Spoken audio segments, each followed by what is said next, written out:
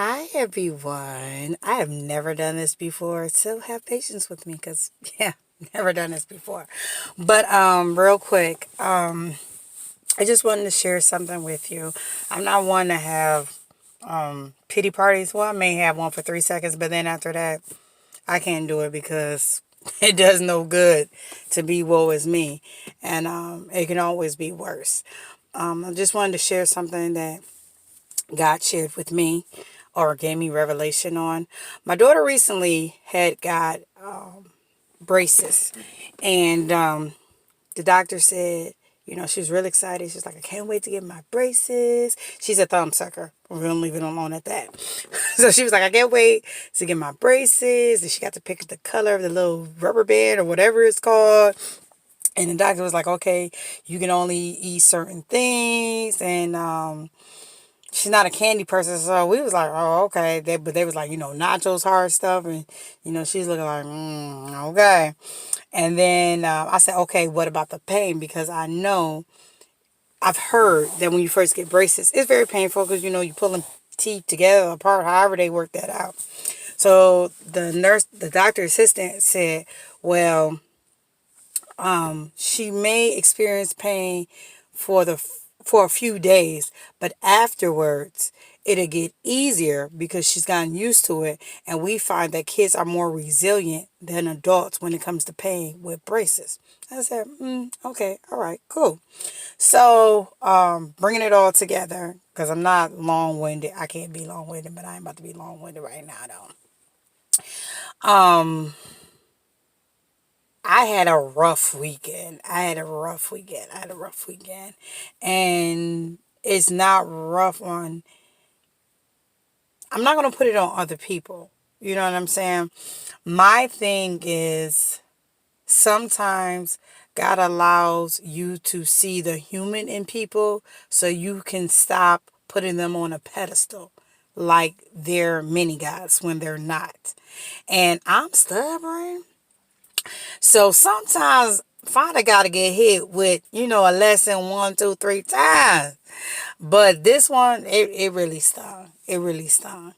And to bring it back to the braces, and I'm going to warn y'all, I got ADHD, so sometimes I go to the 11, but I'm going to bring it back. So basically, he talks to me through my children, things that are going on through my children. And basically, as I am detoxing from toxic situation, toxic people, sometimes we think if something took us a year to get into or 6 months to get into, that we got this expectation, okay. And God, listen, God can do stuff in a milli of a second. Don't get me wrong. I got so many testimonies like that. So don't get it twisted. He can do that. But we also have to be conscious that just as long as it took us to get in some mess, it's going to take the same amount of time to get us out of the mess. You feel what I'm saying? So that's one reason why I'm like, oh, I don't want to go through this because this is not going to be an overnight thing. But again, it comes back to, baby girl, it didn't happen overnight. I can do it overnight, but it's still a process because this time when I get you out of it, I'm going to make sure you remember why you're not going to get back into it. So going along with what the doctor assistant or whatever their name is, no disrespect, and when she was saying, like, listen, for a couple of days, it's going to be painful. You know what I'm saying? But the revelation I got from that, yes, it is painful. Yes, it will be some, and I hate crying because I don't like being vulnerable. But sometimes it's good to be vulnerable. We are not robots. We are meant to feel and heal and cry and do all that good kumbaya stuff. And he was saying, like, listen, it's going to hurt. You are going to cry because it's just like it's similar when we deal with toxic things, especially toxic people. Sometimes we try to separate it from somebody who's dealing with an addiction. And I know my thing, I'm gonna keep it real with you. I can be addicted to a certain type of people. I ain't even gonna lie. And it's that whole detox process. you may not be shaking, you may not be throwing up, but it's still that uncomfortable feeling. It's still that when you at like the tip of the pain or the tip of the uncomfortableness, it's like, yo, I can't do this. Like I'm no. And he said, no, you be still. That's why you rely on me. My grace is sufficient in your weakness. And just keep doing what you're supposed to do. Because my daughter recently, like maybe 2 days later after the braces, she's like, Mommy, my teeth hurt. She said, my teeth are falling out. And she's like, take the braces out. And I said, dude, we can't take the braces out. We'll be all right. I gave her some medicine. I said, we're going to work it out. And it was like God speaking to me, because it's like, listen, just like, I'm done. Like, take this away. And he's like, no, I got this. You sit still. You rely on me to heal you while I pull stuff together, because her teeth are getting pulled together. So in a sense, that was God talking to me, like, be still, rely on me, talk to me, pray to me, read your word, do what you can do.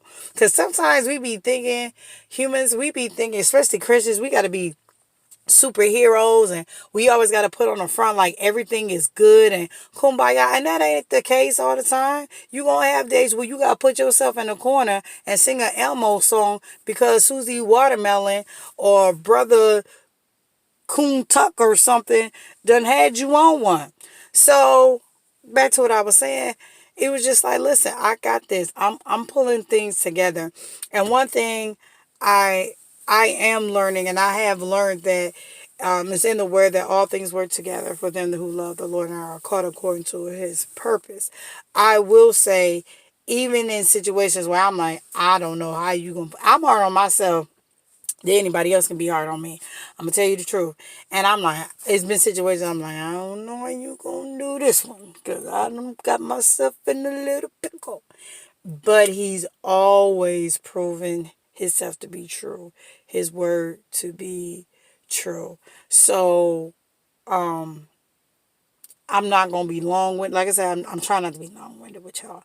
But whatever the case may be, especially in an uncomfortable situation, especially in a valley situation where you feel alone, you feel abandoned, you feel rejected, and all that good stuff, rely on God.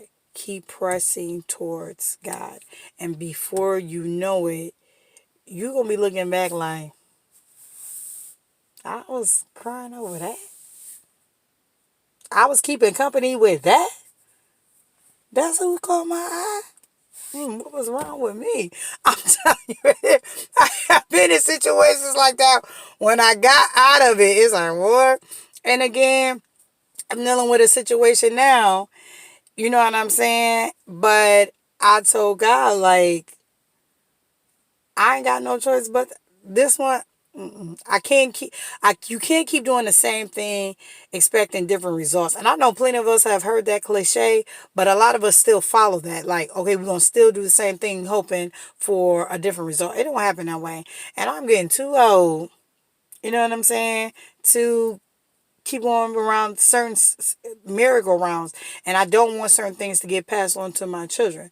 So again, with that being said, no matter what you're going through, just know, holding on to God, it is not in vain. He is pulling everything back together how it should be, if not better. So I just want you to stay encouraged. Have a blessed day.